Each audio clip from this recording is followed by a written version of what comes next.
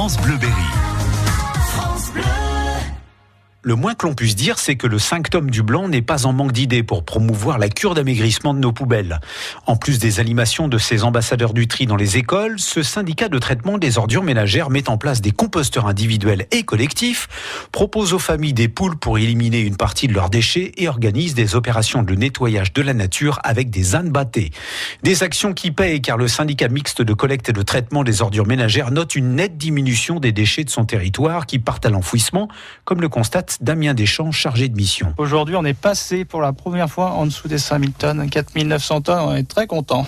Quand j'ai démarré le PLPD pour ma part en 2014, on avait 5600 tonnes. Donc on diminue beaucoup l'enfouissement ces dernières années. Donc c'est aussi lié aux efforts des usagers. C'est aussi lié aux actions qu'on met en place sur le Sanctum. D'un autre côté, le sac jaune augmente puisqu'on a un transfert des déchets qui n'étaient pas triés avant vers le sac jaune. Donc là, on a une augmentation de 20% en quelques années, ce qui est assez logique. On est sûr qu'on peut faire beaucoup mieux puisqu'on a encore la moitié du sac noir qui pourrait être valorisé. Donc il y a encore beaucoup de travail et on sait que les gens sont réceptifs puisque les résultats sont positifs depuis plusieurs années maintenant et donc on poursuit dans ce sens-là. Si le tri peut encore être amélioré, les consignes, elles, le sont depuis quelques mois car le centre du Blanc a connu un gros souci. Le centre de tri du Blanc n'est plus en activité pour le moment suite à un incendie.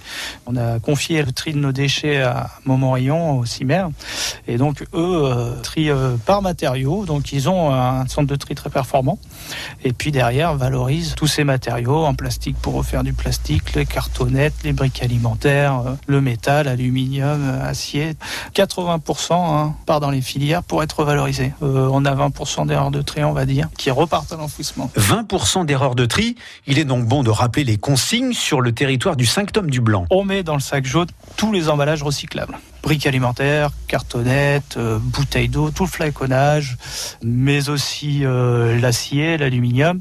Donc aujourd'hui, ces déchets-là nous sont valorisés. Et on met dans le sac noir qui partira à l'enfouissement tout le reste, en faisant en sorte de composter tout ce qui est organique. Tout ce qu'on n'est pas capable de valoriser à l'heure actuelle, le paquet de chips, bien sûr les couches pour bébé, tout ce qu'on met pas dans le sac jaune, et tout ce qui va pas en déchetterie, bien sûr. Pas de petit appareil électrique dans le sac noir, pas de piles, c'est une catastrophe écologique. Il y a des filières de retraitement.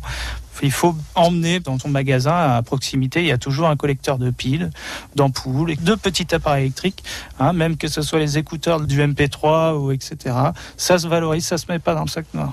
Ils auront un sac noir qui ne sent pas mauvais. Ils pourront le sortir toutes les 3 semaines, ça pose aucun problème à partir du moment qu'il n'y a pas de fermenticides dedans. Toutes les consignes de tri et les actions de ce syndicat de traitement des ordures ménagères sont sur son site www.sanctumleblanc.fr.